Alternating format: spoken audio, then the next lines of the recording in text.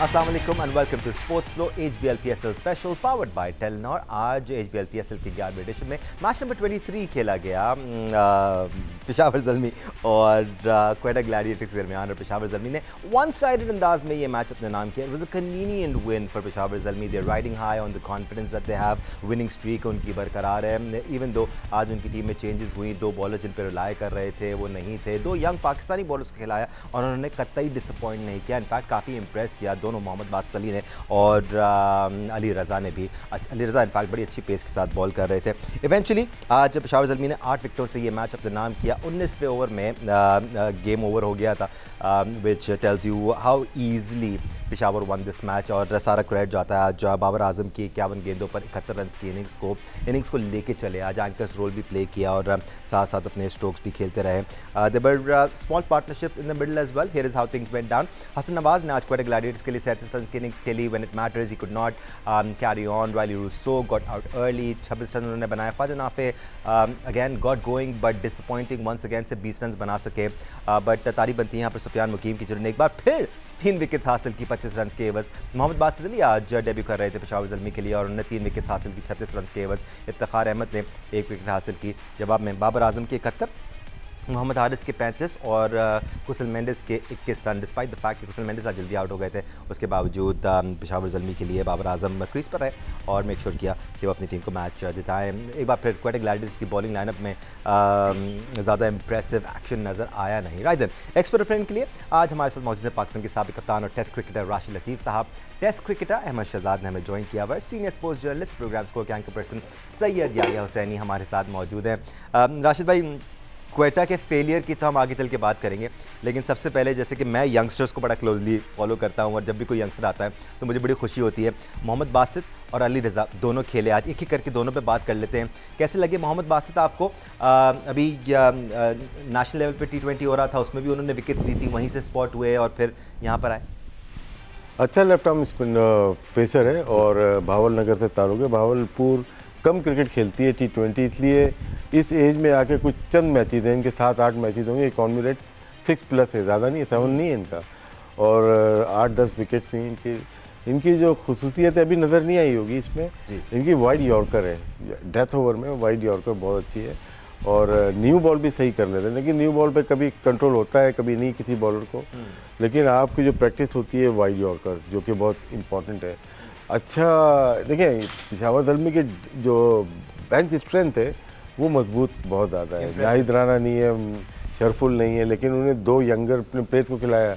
अली रज़ा आ गए, साथ में बासित आ गए, सुफियान मुकीम आउट कर रहे हैं, 16 विकेट्स हैं। इफ्तिखार 10 विकेट्स हैं, दोनों की 16-26 विकेट हैं, दोनों की टॉप ऑफ द टेबल जो विकेट्स में ज़ल्मी है। और बैटिंग में भी ज़ल्मी के 2 टॉप बैट्समैन हैं, मेंडिस एंड बाबर आजम। तो जिस तरह के इम्पैक्ट इनका नज़र आ रहा है प्लेयर्स का, और नए प्लेयर्स भी ये इंजेक्ट कर रहे हैं जहाँ ज़रूरत पड़ रही है, तो मेरे ख्याल से 13 पॉइंट्स 7 मैचेस में 1 मैच वॉश आउट हुआ है। ऐसा स्टार्ट या ऐसा तो बहुत कम नज़र आया है PSL में। बहुत इंप्रेसिव परफॉर्मेंस है ज़ल्मी की, डोमिनेट कर रहे हैं, ऐसा लग रहा है कि they can do anything wrong. Ahmed Shahzad की तरफ जाएंगे। Ahmed, strictly talking about the 2 young pacers that Peshawar included in their team, कैसे लगे आपको? खासतौर पे मोहम्मद बासित जिन्होंने आज 3 विकेटें हासिल की, इतना है उनके अंदर कि उन पर मेहनत की जा सकती है, उनको डेवलप किया जा सकता है?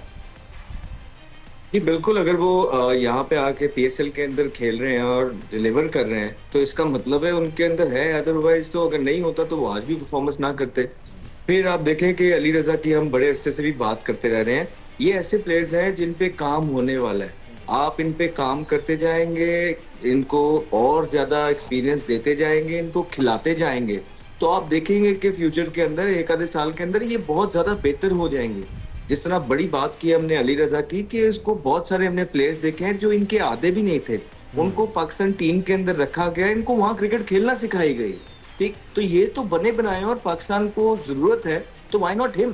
तो आई थिंक ये बिल्कुल तैयार है। और फिर देखिए, कोई टीम चैलेंज नहीं कर रही है आप पेशावर ज़ल्मी को। इतने जबरदस्त पिच के ऊपर अगर आप 155 पे आउट हो जाएंगे, व्हाट डू यू एक्सपेक्ट? आगे से आपको इसी तरह का रिप्लाई मिलेगा। कुछ हो रहा नहीं है पिच के अंदर, थ्रू द लाइन शॉट्स लग रहे हैं, और आपकी बॉलिंग भी इस तरह की है कि आप हाफ ट्रैकर्स दे रहे हैं, पहले मुंह के अंदर रख के दे रहे हैं, उसके बाद हाफ के। तो आपको जिस तरह मैंने पहले ही कहा था ना कि टीम लड़ानी आनी चाहिए, तो आपको ग्राउंड के अंदर वो भी टीमें हैं जो 150 160 करती हैं लेकिन लड़ती हुई नजर आती हैं। अनफॉर्चुनेटली क्वेटा ग्लैडिएटर्स को बिल्कुल ये उनमें स्पार्क ही नजर नहीं आता है, वो एज अ टीम एक टीम नजर नहीं आती है। जिस तरह पेशावर ज़ल्मी है ना, एक टीम नजर आ रही है। अब एक दूसरे की खुशी में खुश हो रहे हैं, एक दूसरे को सपोर्ट कर रहे हैं। मुल्तान सुल्तान की आप बात करते हैं तो वो एक जेल नजर आ रहे हैं, पीछे काम हुआ नजर आ रहा है कि मैनेजमेंट का जो रोल है वो पूरा कर रही है। लेकिन क्वेटा ग्लैडिएटर पैचेस के अंदर तो कभी अच्छा खेल जाए तो खेल जाए, लेकिन अब कंसिस्टेंटली पहले 3 सालों के बाद अगर आप क्वेटा ग्लैडिएटर्स की परफॉर्मेंस देखेंगे तो मोर ऑफन देन नॉट उन्होंने डिसअपॉइंट किया है। और कहीं ना कहीं वो इस तरह की मेजर गलतियां कर देते हैं कि जो कि इंपॉर्टेंट है। और आज हम पहले भी बात कर रहे हैं कि सऊद शकील बड़े जबरदस्त प्लेयर हैं टेस्ट के, ओडीआई के, लेकिन आप किसी वजह से अगर उनको साथ T20 में भी कैरी कर रहे हैं, फिर एहसान अली को भी बीच में ही खिला रहे हैं, फिर आप शामिल को नीचे लेके जा रहे हैं, तो ये वो डिसीजंस हैं कि जो बिल्कुल माइंड बॉगलिंग है और समझ नहीं आते। तो आंसरेबल तो उन लोगों को होना है जो ये डिसीजन ले रहे हैं, बिकॉज हमें जितनी भी थोड़ी बहुत क्रिकेट हमने के लिए, मैं अपने आप को हमेशा यही कहता हूँ कि मैं भी सीख रहा हूँ, हमें ये डिसीजन समझ नहीं आते हैं। लेकिन क्वेटा ग्लैडिएटर्स हैं कि वो बिल्कुल जो है ना वो सेम गलतियां रिपीट करता रहता है। Ahmed, you make my life very difficult because Quetta के बारे में हमने आगे चल के पूरी डिस्कशन करनी थी और ये सारे सवाल मैंने बिल्कुल अपने सारे एक्सपर्ट से करने थे, but you given your opinion about. हम आगे चल के मजीद भी बात करेंगे बिकॉज जिस तरह आप बात कर रहे हैं ना, शामिल हुसैन को नीचे भेज दिया, ये बात समझ में नहीं आती। आज एहसन अली को खिलाना था, सऊद शकील ठीक है, अगर आप उनको T20 में एज ए कैप्टन यूज़ करना भी चाहते हैं, मिड ऑर्डर में खिला सकते थे। Again we'll save these things for later. या मैं आपसे आपका ओपिनियन जानना चाह रहा हूँ, आप लाइव भी देख के आए होंगे अभी इन प्लेयर्स को, मोहम्मद बासित और अली रज़ा को, कैसे लगे आपको face to face? Because Ali Raza sheer pace के साथ 149 तक भी, आज उन्होंने 150 तक भी बॉल की है, मोहम्मद बासित भी अर्ली 140s में बॉल कर रहे थे। Enough talent there to have hope for the future? Because इस वक्त हमें होप नज़र नहीं आ रही है फास्ट बॉलिंग में। देखिए दानिश, इससे अच्छा मौका मिलता नहीं आज कोयटा को टूर्नामेंट में वापस आने का। खैर अभी आप कुछ कह नहीं सकते, लेकिन पेशावर ज़ल्मी पहली टीम है जो लास्ट 4 टीमों में चली गई है और इस पर भी डेफिनेटली बात होगी कि क्या ये बहुत जल्दी तो नहीं चले गए आखिरी 4 टीमों के अंदर और आपका कुछ बुरा दिन भी आता है। तो अभी इस टूर्नामेंट में इनके मैचेस बाकी हैं, लेकिन जो अहम बात है वो ये है कि बहुत जल्दी इन्होंने बहुत सारी चीज़ों को जो है वो सम अप कर दिया है। लेकिन कोयटा ग्लैडिएटर की जहाँ तक आप बात कर रहे हैं तो देखें T20 क्रिकेट में 155 कभी कभी मुश्किल स्कोर होता है। जो कोयटा ग्लैडिएटर का सबसे बड़ा प्रॉब्लम है, उनके विकेट टेकिंग ऑप्शन 2 हैं, उस्मान तारिक और अबरार, और दोनों उस तरह की बॉलिंग कर नहीं पाए अब तक इस टूर्नामेंट में जिसकी उनसे उम्मीद की जा रही है। ऑन द अदर साइड आपके पास सुफियान मुकीम है। सुफियान मुकीम ने आज एक बार फिर बताया कि जनाब इस टूर्नामेंट में कैसे बॉलिंग करते हैं, वो क्यों लीडिंग विकेट टेकर हैं, और आज एक बार फिर उन्होंने कभी महसूस नहीं होने दी नाहिद राना की, शरफुल इस्लाम की। हालांकि मैं देख रहा था कि शरफुल इस्लाम ने सिर्फ 2 विकेटें हासिल की, 7 विकेटें नाहिद राना ने हासिल की, लेकिन एक कॉम्बिनेशन उनका वैसा बना हुआ था कि टीम ने बहुत अच्छी कारकर्दगी का मुजाहरा किया।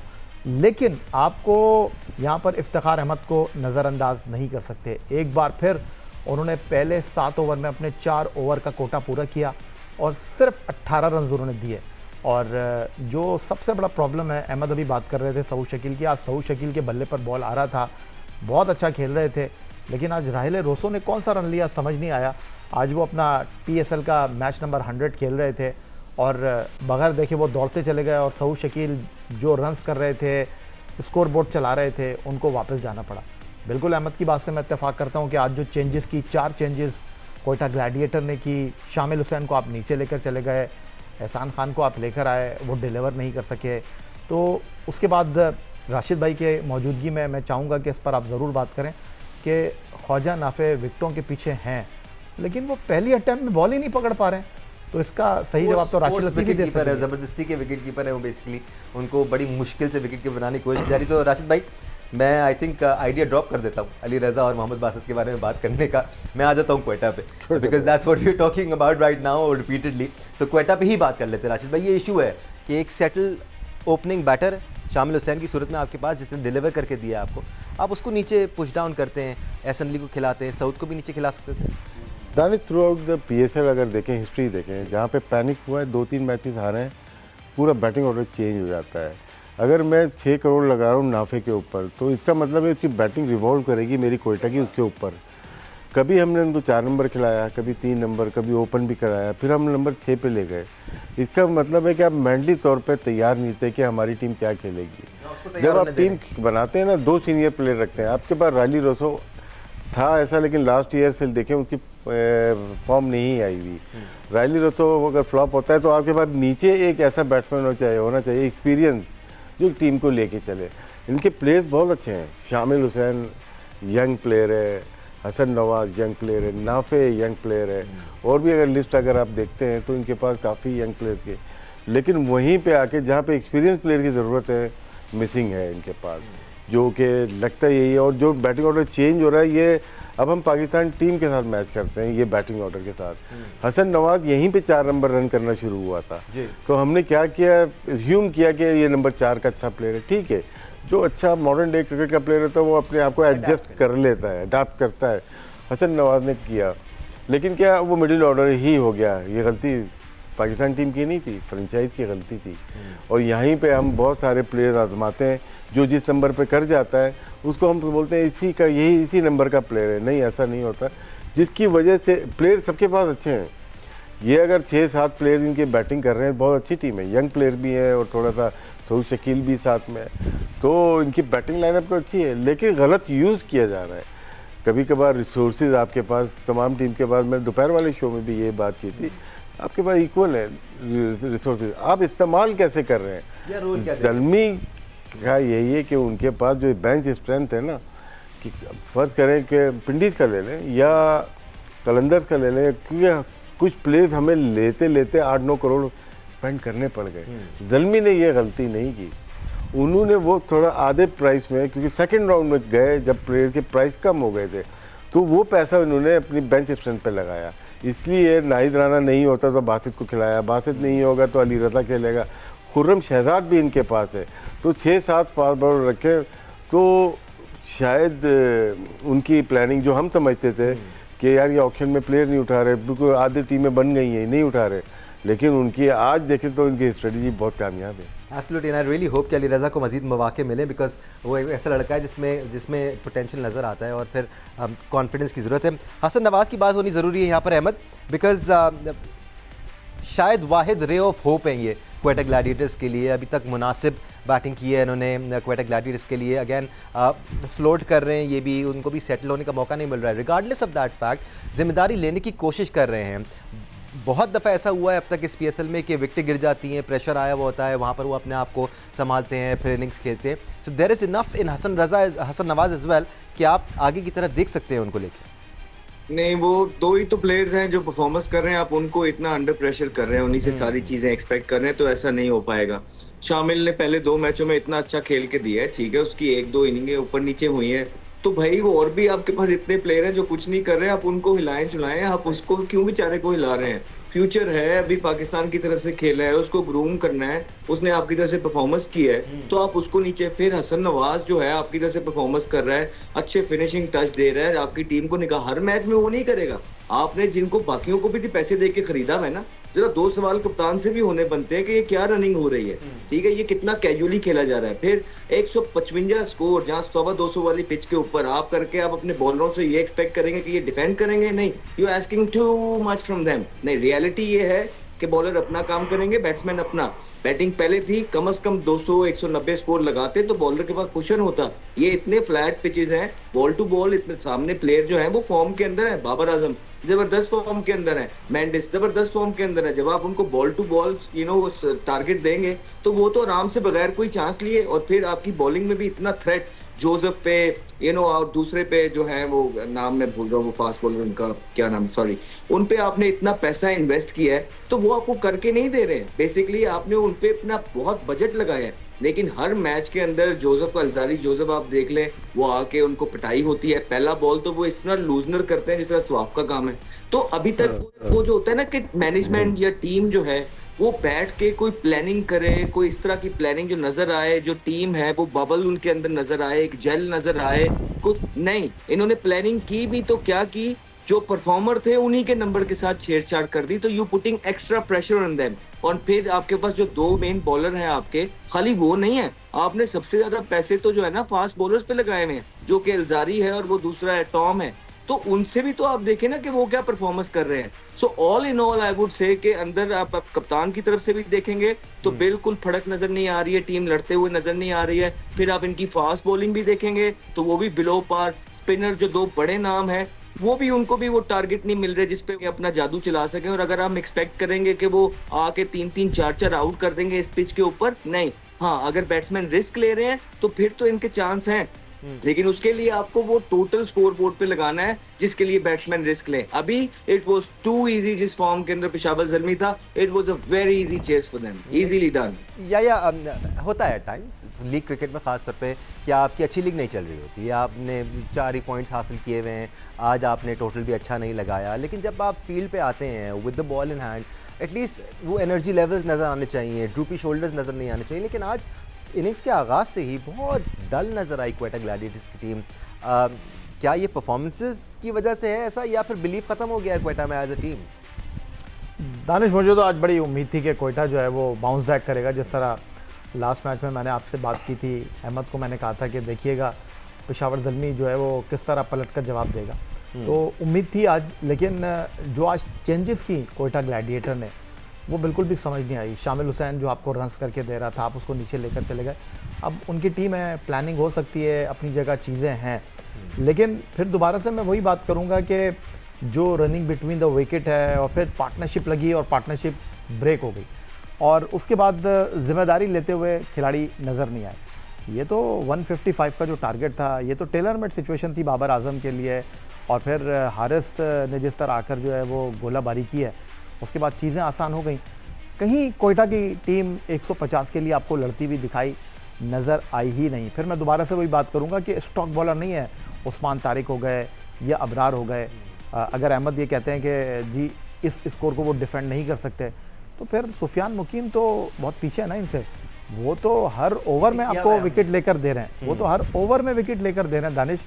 वो ऐसा लगा कि वो इकोनॉमी को मेंटेन कर रहे हैं उस्मान तारिक या अबरार, विकेट टेकिंग बॉलिंग नहीं कर रहे। उनको तो ऑल आउट जाना चाहिए था, उनको विकेट बाय करनी चाहिए थी, वो नहीं कर पाए। फिर कप्तान भी बॉलिंग करने के लिए आ गए। वो कहते हैं ना कि चिरागों में रोशनी ना रही। तो बहरहाल बहुत एक्स्ट्रा ऑर्डनरी कारकर्दगी का मुजाहरा करना पड़ेगा यहाँ से कोयटा ग्लैडिएटर को, क्योंकि वो जो 2 आपने ग्रुप रखे हुए हैं उसमें कोयटा, लाहौर, कराची एंड पेशावर ज़ल्मी की टीमें हैं। तो ना ही समझें फिर आप। सऊद शकील तो शायद मिड स्टेजेस में इसलिए बॉलिंग कर रहे हैं क्योंकि वो उस्मान तारिक को शायद 10 ओवर के बाद लाना चाह रहे हैं। तो ये जो वायरस हमने पाकिस्तान टीम में देखा है वो यहाँ पर भी नजर आ रहा है। मैं कुछ कहना चाह रहे थे आप? मैं राशिद भाई की तरफ जा रहा हूँ। हाँ, एक बात ठीक कह रहे हैं, ठीक बॉलिंग नहीं कर रहे। अबरार भी जो है ना शॉर्ट बॉलिंग कर रहे हैं, बाहर बॉलिंग कर रहे हैं, इसमें कोई 2 शक नहीं है। उस्मान तारिक भी जो करना चाह रहे हैं वो उनसे नहीं हो रहा है। लेकिन 2 चीजों को आप इस तरह मिक्स नहीं कर सकते कि एक पहले बैटिंग कर रही है, एक बॉलिंग। तो जब आप पहले बैटिंग कर रहे होते हैं, टारगेट सेट कर रहे होते हैं, उस पर आपको पता लग जाता है कि यार 200 प्लस वाला पिच है, तो आप थोड़ा सा अटैक करने जाते हैं जिसपे आपको स्निप मिलता है। और जबरदस्त बॉलिंग की है सुफियान मुकीम ने। हम तो बड़े देर से आया भाई इनकी बात कर रहे हैं कि सुफियान मुकीम एक बहुत अच्छे बॉलर हैं। मुझे लगता है कि कंसिस्टेंटली तौर पे इनको पाकिस्तान के लिए भी खेलना चाहिए, टीम के साथ साथ होना चाहिए। यंग फ्यूचर है। एट द सेम टाइम जब आप 150 डिफेंड कर रहे होते हैं, फिर आपने खुद ही कहा कि हारिस ने आके गोलाबारी कर दी, तो पीछे रह ही कुछ नहीं जाता है। तो पीछे सिंगले रह जाती हैं, फिर आप आउट के चांस लेते हैं तो उसमें आपको स्कोरें भी हो जाती हैं। लेकिन फिर भी मुझे लगता है कि इम्प्रूवमेंट गुंजाइश मौजूद है दोनों स्पिनरों के अंदर। Abrar specially world ranking 2 bowler हैं, पाकिस्तान के लिए बहुत जबरदस्त बॉलिंग कर रहे हैं। उनको अपनी ये नहीं देखना है कि उनकी टीम क्या कर रही है क्या नहीं, उनको अपनी रेप्यूटेशन के लिए खेलना है और उनको मेक श्योर करना है जो उनका रोल है वो उसको फुलफिल करें और छोड़ दें कि बाकी टीम क्या कर रही है। राशिद भाई, ये तो एस्टैब्लिश हो गया कि क्वेटा ग्लैडिएटर्स ने आज ना उस तरह लड़ाई नहीं जिस तरह लड़ना चाहिए, उनके बैटर्स ने उस तरह जिम्मेदारी नहीं ली। But at the same time मैं आपकी बात काट रहा हूँ, स्कोर कार्ड देख के लग नहीं रहा कि लड़ने वाले लग रहे हैं। हालांकि ये टीम सही है, लेकिन इसमें एक सीनियर प्लेयर की कमी है, बैट्समैन की। अमूमन जो टीम है ज़्यादातर कोशिश करती हैं कि फॉरनर जो बैट्समैन है वो खेलने चाहिए, 2 बैट्समैन तो अच्छे होने चाहिए। इनके पास जो है बहुत अच्छा प्लेयर रहा है रायली रोसो, वो परफॉर्म नहीं कर रहा। लास्ट ईयर भी परफॉर्मेंस उनकी नहीं थी और इस दफ़ा भी नहीं है। इनकी पूरी 6-7 तक लाइन देखेंगे, सारे पाकिस्तानी बैट्समैन हैं, सिर्फ रायली रोसो एक ऐसा है जो कि फॉरनर है। और ये डिपेंड कर रहे हैं फास्ट बॉलिंग पे, वो परफॉर्म कर नहीं पा रहे। टॉम करन हो गए या अल्जारी जोसेफ हो गए, दो ये पुश करेंगे तो आपके पास दो पाकिस्तान के बेहतरीन स्पिनर हैं। यूटिलाइजेशन नहीं हो पा रही सही, शायद स्ट्रेटजी सही नहीं है कोयटा की। प्लेयर इनके पास 15-18 जितने भी हों सारे अच्छे होंगे, लेकिन जब पैनिक करते हैं तो शामिल को आप नीचे लेके चले जाते हैं और उससे भी नीचे आप नाफे को लेके चले जाते हैं। तो इतनी इन्वेस्टमेंट इन प्लेयर्स के ऊपर की है। शायद आज का मैच जैसे यहिया ने कहा बहुत इंपॉर्टेंट था। ये 5 नंबर पे थे, आज भी 5 नंबर पे थोड़े ड्रॉप हुए हैं, इनके नेट रन रेट ड्रॉप हो गया है, लेकिन इनके हारने से होप हो गई हैदराबाद को, होप हो गई लाहौर को, होप हो गई केके को, कराची किंग्स को भी हो गई, और हैदराबाद किंग्समैन को भी आप ना भूलें। तो क्या होप हो गई। ये अगर 2 मैच जीतती तो इनमें से 2 में से एक गिर जाती ना। तो ये होप दिलवा रहे हैं तमाम टीम को। ये टीम अच्छी बनी हुई है लेकिन पॉइंट्स नहीं मिल रहे हैं इनको। अब 5 नंबर पे थे ये, अब उसके बाद अगला मैच जो भी खेलेगा जीतेगा, इनसे ऊपर चला जाएगा और ये नीचे आते जाएंगे। लाहौर कलंदर ऐसी टीम थी, उसका भी 2 मैच बैक टू बैक, 2 बड़ी टीम जो हारी हैं बैक टू बैक मैचेस, एक कराची एक लाहौर। इन सरफेस पे बहुत अच्छी टीम थी, नहीं समझ में आया कैसे हार गए। कप्तान ड्रॉप होता है, नहीं खेलता या इंजरी हो जाती है कराची की। यहाँ से लाहौर का थोड़ा सा जिक्र करूँ कि मिडिल ऑर्डर थोड़ी सी लग रही है कि वो नहीं है जो लास्ट ईयर थी, क्योंकि वो 2 प्लेयर्स वो पिंडीज के पास आ गए हैं। वो वहाँ पे कभी परफॉर्म कर रहे हैं नहीं कर रहे हैं, लेकिन वही प्लेयर अगर लाहौर के पास होते तो मेरे ख्याल से वो अभी टॉप ऑफ द टेबल होती, क्योंकि वो एक यूनिट के साथ खेलते हुए आ रहे थे। सुफियान वकीम के बारे में आपसे जानना चाह रहा था। आज दोनों ने बात कर ली, वो तो नंबर 1 बॉलर लग रहा है मुझे, तो इसमें कोई डाउट नहीं होना चाहिए। वो नहीं खेल रहा पाकिस्तान से, इसमें मेरा इनका नहीं है। वो अच्छे वक्तों पे विकेट लॉस ये उसके सुफियान का नहीं है, पाकिस्तान टीम करता हूँ लॉस। दानिश, मैं राशिद भाई से ख्वाजा नाफे के हवाले से बात करना चाहूँगा कि आपको बहुत कम वक्त में बहुत कुछ मिला, आप डिज़र्व करते हैं, टैलेंट आपके अंदर है, अहलियत आपके अंदर है, वर्ल्ड कप जैसे इवेंट में आप सेकंड विकेट कीपर की हैसियत से जा रहे हैं। ये प्लेटफॉर्म है राशिद लतीफ़ साहब आपके लिए कि यहाँ पर आप अपने आप को और मैच्योर करें। लेकिन आज जिस तरह वो फंबल कर रहे थे विकेटों के पीछे, फर्स्ट अटैम्प्ट में बॉल नहीं रोक पा रहे थे, एज ए विकेट कीपर आप क्या उनको सजेस्ट करना चाहेंगे? मेन कीपर का काम कीपिंग की प्रैक्टिस होती है। मैं तो 2-4 साल से रील देख रहा हूँ, बैटिंग की देख रहा हूँ ना, कीपर तो थे ही नहीं। ऐसा है तो जब आप अंडर 19 से आते हैं ना, आप लोग सब रील देख रहे हो। हाँ रील देख रहे हो, रील ही होता है ना डिजिटल। होता है क्या है कि विकेट कीपर जो होता है ना, वो शुरू से एक पाथवे से आता है। अंडर 16 विकेट कीपर, अंडर 17, 19 जो भी पाकिस्तान की उसका होती काम होता है। फिर शाहीन से खेल, फिर क्या है फ्रेंचाइज क्रिकेट में अब क्या है यार, एक बैट्समैन कम पड़ रहा है हमारे पास, तो विकेट कीपिंग ग्लव्स पहना दिए जाए। उस्मान खान के साथ भी सेम चीज़ है। फिर हमने ट्राई की थी साहबजादा फरहान के साथ भी ये किया, लेकिन वो थोड़ा सा शार्प था, एक्सपीरियंस था। और फिर बैटिंग में परफॉर्मेंस दे दी थी। नहीं, उन्होंने इस्लामाबाद यूनाइटेड को लास्ट टाइम मना किया था। उससे पहले लाहौर कलंदर से कीपिंग भी की थी। कीपिंग और बैटिंग दोनों एक साथ एक जैसी पॉसिबल नहीं है। अगर तो आप इनिशियल स्टेज से अपनी लाइफ के नहीं कर रहे, तो जितने भी ग्रेट गुजरे, मैं गिलक्रिस्ट की बात कर रहा हूँ या MS धोनी की बात कर रहा हूँ, इवन कामरान अकमल की बात करते हैं, ये शुरू से ही कीपिंग करते हुए आ रहे थे। इनको ओपन भेजें, 8 नंबर भेजें, कोई फ़र्क नहीं, लेकिन ये कीपिंग के बाद बैटिंग करना इनके लिए बहुत मुश्किल। और फिर भी वर्ल्ड स्टेज पे जैसे बात कर रहे हैं कि सेकंड विकेट कीपर गए, तो हमारे पास 3 कीपर चले गए थे। तीनों पाकिस्तान टीम के मतलब फ्रेंचाइज में नंबर 1 कीपर नहीं थे। तो पाकिस्तान क्रिकेट टीम को, बोर्ड को सजेशन है कि आप प्रॉपरली, जैसे हारिस है विकेट कीपर है, उस ऐसे कीपर्स को आप ट्राई करें। लेकिन राशिद लतीफ़ साहब वो इस टूर्नामेंट में कीपिंग नहीं कर रहे। हाँ, यही तो है। हसीबुल्ला को भी देखा है ना, हसीबुल्ला भी कभी कभार कीपिंग करते हैं। आप जिनको पाकिस्तान का फ्यूचर कह रहे हैं, मिर्जा सादबेग, वो उन्होंने ग्लव्स रखे हैं। बिल्कुल ऐसे ही जो बेस्ट विकेट कीपर बैट्समैन रहा इस सीजन में, वो विकेट कीपिंग नहीं करे। मेरी बात साबित हो गई ना, पाकिस्तान में खेलने वाले का प्रॉब्लम नहीं है, बिल्कुल खिलाने वालों का प्रॉब्लम है। बट अहमद, इसमें कोई दो राय नहीं है कि बड़ा ज़बरदस्त पैकेज मिल रहा है ख्वाजा नाफे को, रिस्पेक्ट दी क्वेटा ग्लैडिएटर्स ने उनको इतने पैसों में ख़रीद के। जैसे राशिद भाई कह रहे हैं, उनकी 8 गेट टीम को रिवॉल्व करना चाहिए था, ऐसा नहीं हो रहा। लेकिन एक प्लेयर के साथ भी ज़्यादती है कि आप उसको ज़बरदस्ती विकेट कीपर बनाने की कोशिश करें, फिर उसका बैटिंग ऑर्डर फिक्स ना हो। Does that upset particular players mind set, या फिर उसकी परफॉर्मेंस की तरफ से माइंड हटता है एक प्लेयर का, या यही हो रहा है नाफे के साथ, या फिर स्किल का इशू है? इट डज, बहुत सारी चीजें हो रही हैं। पहले तो देखें ना कि उनकी फॉर्म देखें पाकिस्तान से लेके अब तक, ठीक है, और उनकी पास की परफॉर्मेंस देखें। कोई इतनी क्रिकेट खेले नहीं है कि जब प्रेशर के अंदर आए तो उनको पता हो कि मैंने अब निकलना कैसे। पहली दफा उन पे प्रेशर आया है, और आया भी इतनी बड़ी क्रिकेट के अंदर है। जहाँ पे हम लोग बैठ के स्क्रूटनी कर रहे हैं, ऑब्वियसली प्रेशर के अंदर होंगे। फिर आप देखें, आपने उनको इतने ज्यादा पैसों का खरीद लिया, राइट, और फिर इस पैसों का भी उन पे प्रेशर है, ऑब्वियसली उनको जस्टिफाई करना है। फिर शुरू के अंदर 1-2 मैच के अंदर जब उनसे नहीं हुआ, सो ऑब्वियसली फ्रस्ट्रेट होके टीम जब हारती है तो आपने उसका नंबर चेंज करने लग गए हैं, तो ये और ज्यादा प्रेशर डालेगा, उसकी हेल्प आउट नहीं कर रहा। इसी तरह शामिल हुसैन का जब आप नंबर चेंज कर रहे हैं, तो अगर आप ये एक्सपेक्ट कर रहे हैं कि वो नीचे जाके परफॉर्मेंस कर देगा, नहीं, चांस पे तुक्का लग गया तो लग गया, लेकिन वो जहाँ पे सारी जिंदगी खेला है वहीं पे उसके सबसे ज्यादा चांस है कि वो परफॉर्म करे। अगर आपने किसी को हिलाना है, झंझोड़ना है, तो थोड़ा सा आप रायली रूसो को झंझोड़े, थोड़ा सा अगर आपने किसी को हिलाना है तो अल्जारी जोसेफ को थोड़ा सा हिलाएं। अगर आपने जोड़ने की जरूरत है जी, हाँ, आपने किसी को हिलाना है तो अपने कप्तान से थोड़े से सवाल जवाब करें, और आप टॉम करन से करें, ठीक है। हाँ जी, बिल्कुल, ये प्लेयर आपने बड़े महंगे लिए। उसके बाद देखें उसकी जो नाफे है, ये इस चीज का जो इफेक्ट है उन बेचारे की कीपिंग पे पड़ रहा है। ये जो आप ये याया भाई बोल रहे हैं ना कि वो फंबल कर रहा है, ये उसने नहीं करने थे, लेकिन नहीं चले, ठीक है, इससे तो बेहतर ही है ना जो आप कर रहा है। तो ये प्रेशर आपको देखने को मिल रहा है कि उसकी बैट खामोश है, अंडर प्रेशर है, नंबर चेंज हो रहे हैं, जिसकी वजह से विकेट के पीछे भी। अब नेक्स्ट स्टेप आप ये लेंगे कि आपके 5 करोड़ का प्लेयर है, आपको अनफॉर्चुनेटली इसको ड्रॉप करना पड़ेगा। Alright, it's time for a break. आप देख रहे हैं HBL PSL powered by Telenor. एक ब्रेक के बाद बात करेंगे एलिफेंट इन द रूम की। बाबर आजम मैच परफॉर्म किया, उनके बारे में बात करेंगे। हमारे साथ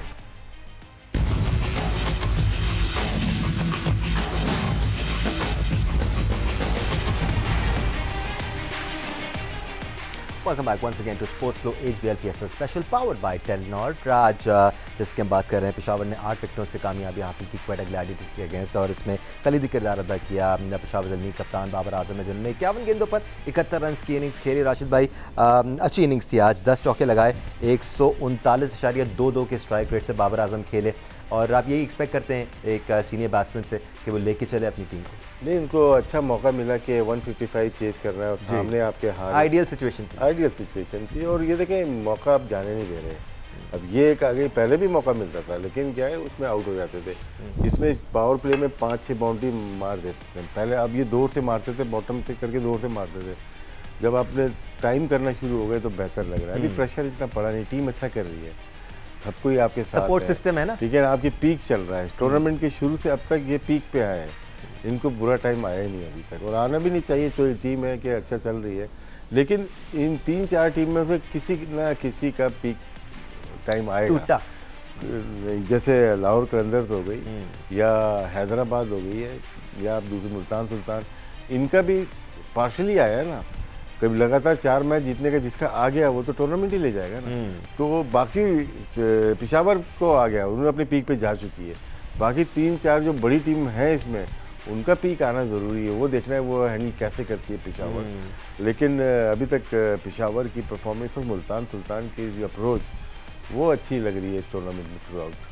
और ओवरऑल मज़ा भी आएगा तब 11वें एडिशन में, जब 3-4-5 टीमें compete कर रही हों उस टॉप 4 के स्पॉट के लिए। बट अहमद, मान लिया कि अगर 200 प्लस होता है, 210 प्लस, 220 प्लस होता है, तो आपको अलग तरह से खेलना पड़ता है, आपको प्रेशर लेना पड़ता है। बट ये टेलर मेड सिनेरियो था बाबर आजम के लिए, 155-160 का target. It is something which suits his batting style and he played well today.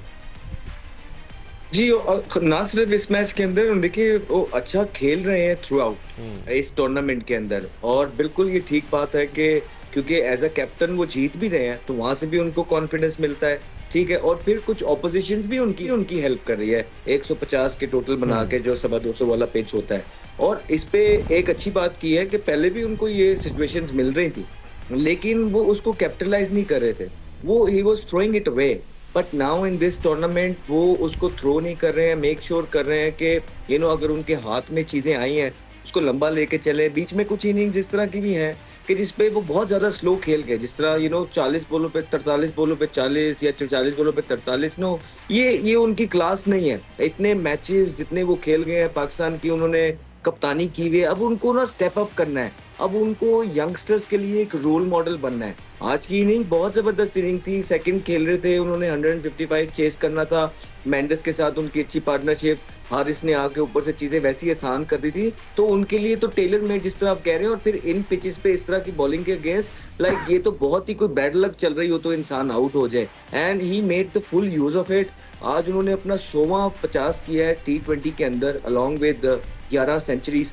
और अच्छी बात यह है कि PSL के अंदर उनको बड़ी तनकीद ये होती रही है कि यार वो एज अ कैप्टन डिलीवर नहीं कर पा रहे, लेकिन इस ये 50 से ज़्यादा अच्छी बात ये है उनके लिए कि वो मैचेस जीत रहे हैं, वो इस टाइम पे अनबीटन लग रहे हैं, राइट। अब जिस तरह की परफॉर्मेंस चल रही है इनकी, तो I can't find any reason कि ये टूर्नामेंट ना जीते। अब इनको जो है ना हारना नहीं है, अब इनको जीतना है। और फिर बाबर आजम जब पहला टाइटल जीत जाएंगे अपना PSL का, वो एक डिफरेंट फीलिंग होगी। उनके पास मौका भी है, स्टेज भी है, प्लेटफॉर्म है, प्लेयर्स भी मौजूद हैं। अब इनको ये टूर्नामेंट हुक और बाय क्रुक क्रेंच करना है, बिकॉज इससे अच्छी सिचुएशन में, इससे अच्छी पोजीशन में पेशावर ज़ल्मी या बाबर एज अ कैप्टन खुद बड़ी मुश्किल से आ पाएंगे इसके बाद। बाय द वे याया, ऐसा पहली बार नहीं हो रहा है, ना सिर्फ PSL में, दुनिया क्रिकेट में ऐसा मुतादिद बार हुआ है कि बड़े टूर्नामेंट्स में कोई टीम इनविंसिबल नज़र आ रही हो। मतलब ऐसा लग रहा हो कि इस टीम को तो कोई हरा ही नहीं सकता, लेकिन फिर जब वो झाग बैठने की बारी आती है तो एकदम से बैठ जाता है। कहीं ऐसा तो नहीं हो जाएगा कहीं बीच में एक आध मैच हार जाए तो वेकअप कॉल मिल जाए? देखें दानिश, आज जब मैं तारिक सईद के साथ कमेंट्री कर रहा था तो उन्होंने मुझसे कहा कि ऐसा तो नहीं है कि बहुत जल्दी बहुत कुछ हासिल कर लिया है पेशावर ज़ल्मी ने, और इस टूर्नामेंट में 2 बार नेशनल स्टेडियम कराची में बाबर आजम प्रेस कॉन्फ्रेंस करने के लिए आए हैं और ऐसा लगा कि वो बहुत कुछ कहना चाहते हैं। और उन्होंने आकर ये भी कहा कि मेरी तो बहुत सारी ख्वाहिशें हैं। हाँ, ये बात बिल्कुल ठीक है कि मैं चैम्पियन कैप्टन नहीं बन सका। फिर उन्होंने ये भी कहा कि देखें, बड़े खुले दिल के साथ उन्होंने सवालों के जवाब भी दिए। उन्होंने कहा कि देखें, मुझे लेकर सिर्फ स्ट्राइक रेट के ऊपर ही बात होती है, लेकिन कभी डिमांड के हिसाब से, सिचुएशन के हिसाब से भी खेलना पड़ता है। तो भूख नज़र आ रही है उनमें, इसमें कोई शक नहीं है। लेकिन 2 बड़े क्रिकेटर मौजूद हैं, अहमद शहजाद, राशिद लतीफ़ साहब हमारे साथ। राशिद लतीफ़ ने पाकिस्तान को इंटरनेशनली लीड भी किया है, लेकिन ये मेरी अपनी राय है कि इस बॉलिंग के साथ पेशावर ज़ल्मी आगे नहीं जा सकती। देखिए, उसकी बुनियादी वजह यह है कि इफ्तिखार के रोल को आप आज डिनाई नहीं कर सकते। 7 ओवर में उन्होंने अपने 4 ओवर कंप्लीट कर लिया, 18 रन दिए, एक सिंगल हैंडेड सुफियान मुकीम। आज भी अगर आप देखें तो अगर इस मैच में रन हो रहे होते तो शायद बाबर आजम दूसरा ओवर नहीं करवाते अली रज़ा से। अब्दुल समद ने जो इनके दूसरे लेफ्ट मोहम्मद बासित, उन्होंने बहुत अच्छी बॉलिंग की। बट प्रॉब्लम है, अगर इनको फिर आगे जाना है तो फिर इनकी बैटिंग लाइनअप में दम है। फिर इनको टॉस जीतकर फिर पहले फील्डिंग को ऑप्ट करना चाहिए। लेकिन इस बॉलिंग के साथ पेशावर ज़ल्मी जीते, ये मेरे लिए एक बड़ा सवाल होगा। राशिद भाई, आई एम श्योर आपने भी ओवर द ईयर्स बहुत सी टीमों को देखा होगा जो बहुत डोमिनेटिंग अंदाज में एक टूर्नामेंट खेल रही हैं और फिर एकदम से मिसहैप हो जाता है। कुछ स्केड्यूल्स भी ऐसे हैं और एलिमिनेटर होने हैं, फिर क्वालिफायर होने हैं, कुछ भी हो सकता है। याया के डाउट्स जो हैं आप में, आपको नज़र आ रही है उसमें कुछ प्रॉब्लम? हकीकत तो है, ऐसा हुआ है पास में भी कि कोई टीम पूरे पॉइंट ले गई और अच्छा खेलते खेलते टूर्नामेंट से ही बाहर हो गई है। और इनकी पीक है, दूसरों की पीक आई नहीं है और टाइम बाकी है अभी काफ़ी। जब 5-5 मैचेस हुए हैं, अगर हम प्लेज ऑफ को मिलाते हैं तो और फाइनल को मिलाते हैं 7-8 मैचेस बाकी हैं टीम के। जो 4 या 2 टॉप की टीम आएंगी उनके मैचेस बाकी हैं, तो इनकी पीक चल रही है। लेकिन रिसोर्सेज सबको बराबर किए हैं। ये डोमिनेट क्यों कर रहे हैं? इनका टीम का कल्चर अच्छा होगा। 1 मैच हो जाता है, 2 होता है, ये तो स्ट्रेट 6 मैच जीत गए ना। 12 पॉइंट, 1 आपने वॉश आउट किया तो 13 पॉइंट्स पे ये बैटर में।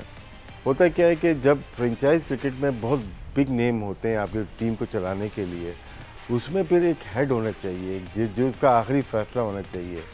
ज़ल्मी में लगता है कि ऐसा फैसला करने वाला एक बंदा मौजूद होगा, जिस सब मशावरत सबकी होती है। होता ये नहीं है कि हर कोई डिसाइड कर ले यार ये प्लेयर लेना है और डन हो गया, नहीं। सबकी सुन के वो डिसाइड वही करता है जो इनका लीडर होगा, से फैसला होता है। और यही इस टीम की शायद कामयाबी है।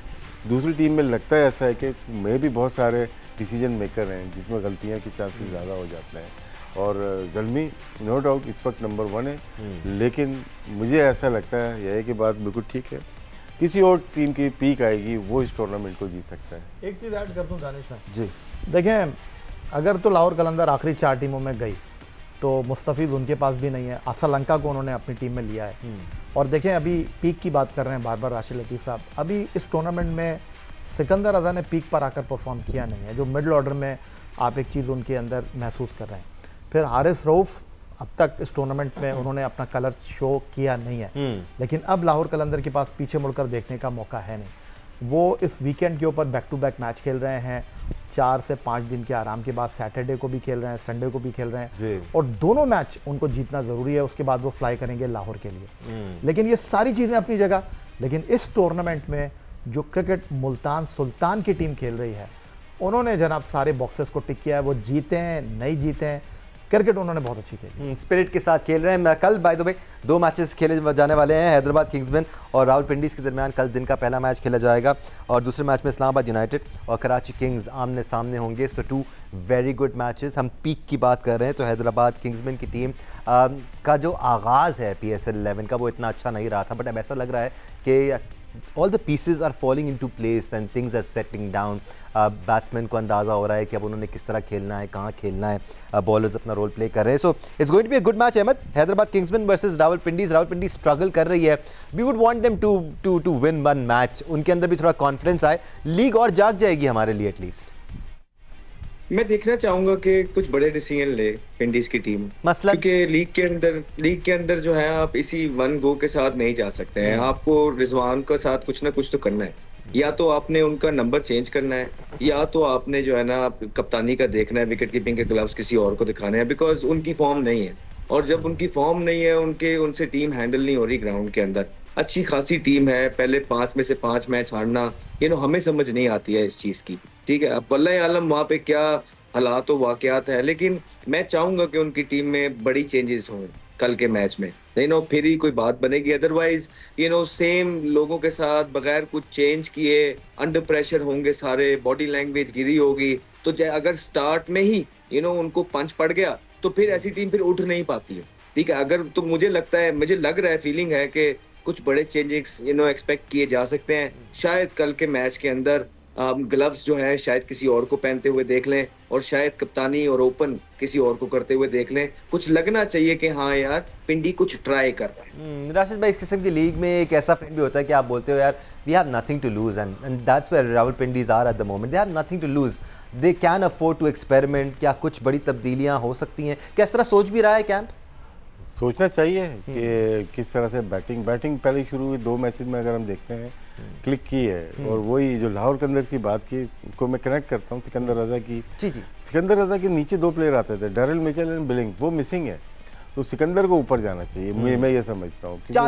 हाँ, यहाँ पे भी सेम है, टॉप ऑर्डर रन नहीं कर रही, और 2 नीचे से आके थोड़ा बहुत आगे लेके जाते हैं, लेकिन 2 या 3 मैचेस में उन्होंने किया, वो भी फिर स्ट्रगल करने लगेगा। टीम की जो माहौल होता है ना, उसी में वो ढल जाते हैं। सही बात है। तो एक चीज़ मेन जो चीज़ हुई है, जिस तरह से हम सोचते हैं आमिर की स्विंग, आमिर की बॉलिंग, वो आमिर अभी तक नज़र नहीं आया। होपफुली आपकी नज़र आ जाए। आमिर बहुत बड़ा इम्पैक्ट हो सकता था इस टूर्नामेंट में पिंडी के लिए, और फिर नसीम शाह का भी जाना, फिर जमान का भी, एक्सक्यूज़ कोई भी नहीं। लेकिन टीम अगर देखा जाए 12-13 प्लेयर्स के ऊपर डिपेंड कर रही होती है। ये ज़ल्मी की तरह नहीं था कि वो 18-19 प्लेयर्स के ऊपर डिपेंड कर रहे हो, तो ये शायद एक ऐसी चीज़ है जो कि वीक साइड पे चली जाती है। और जिससे मैच है हैदराबाद, उसमें मैक्सवेल आ चुके हैं। और एक चीज़ है, वो भी कर नहीं रहे कुछ, लेकिन करने को आते हैं, तो मैच को वो साइड पे ही कर सकता है। बात है। और जिस तरह से बैक टू बैक 2 मैचेस जीते हैं, तो हैदराबाद भी मतलब गुड चांसेस है उनके मैच जीतने। राइट, प्रेडिक्शन ले लेते हैं। मेरे ख्याल से 1.5 मिनट का टाइम रह गया, जल्दी quick fire. Hyderabad Kingsmen versus Rawalpindiz. देखिए दानिश, क्विकली मैं आपको बता दूं, कल का टूर्नामेंट जो 2 मैच 1 मिनट रह गया। हाँ, 1 मिनट। अगर आज किंग्समैन और कराची हार गया कल, तो टूर्नामेंट बहुत ओपन हो जाएगा। तो कौन जीत रहा है? हैदराबाद किंग्समैन वर्सेस पिंडीज, कौन? हैदराबाद के साथ हूं। हैदराबाद किंग्समैन पिंडीज का मैं नहीं कर सकता। क्यों नहीं कर सकते? दिल की आवाज ही निकला है बाहर। मैं तो कर नहीं सकता। चले Ahmad, Hyderabad Kingsmen versus Pindiz. I think कल पिंडी जीत जाएगा। ठीक है। अपना या Islamabad United versus Karachi. Islamabad United versus Karachi 1-1। Ahmad, tie breaker तोड़े, कराची या इस्लामाबाद? क्योंकि अक्सर ऐसे होता है जब आप कोई मैच हल्का ले लेते हैं ना, तो फिर आपको क्रिकेट बाइट करती है। पिछला मैच बहुत हल्का लिया है, कराची जो है ना बाइट करेगा, लग रहा है, बाकी देखते हैं। राइट, अहमद शहजाद बहुत शुक्रिया आपका, राशिद लतीफ़ साहब बहुत शुक्रिया, सैयद याहिया हुसैनी साहब बहुत शुक्रिया आपका, आप सबका शुक्रिया देखने के लिए। Hope you guys are enjoying HBL PSL season 11 as much as we are. Keep on doing that and we'll keep on giving you the analysis. आज के लिए इतना ही, अल्लाह हाफिज़।